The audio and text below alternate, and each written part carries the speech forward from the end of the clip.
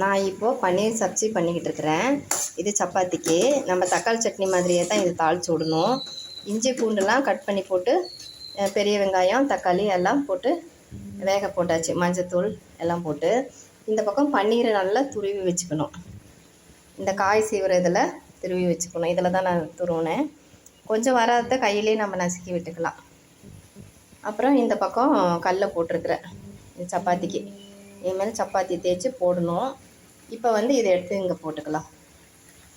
இந்த பன்னீர் துருவிய பன்னீரை போட்டாச்சு. இனிமேல் கிளறி விட்டுக்கலாம். தண்ணி வேணும்னாலும் கொஞ்சம் கொதிக்க வச்சு விட்டுக்கலாம். ஆனால் சப்பாத்திக்கு இப்படியே தொட்டு சாப்பிட நல்லாயிருக்கும். இந்த பக்கம் சப்பாத்தி மாவு பிசைஞ்சு வச்சுருக்கிறேன். இப்போ சப்பாத்தி தேய்ச்சிக்கலாம். சப்பாத்தியும் சப்ஜியும் ரெடி ஆகிடுச்சு. நம்ம இப்படியே சுருட்டி ரோல் பண்ணி கூட சாப்பிடலாம். இன்னொரு சப்பாத்தியும் போட்டு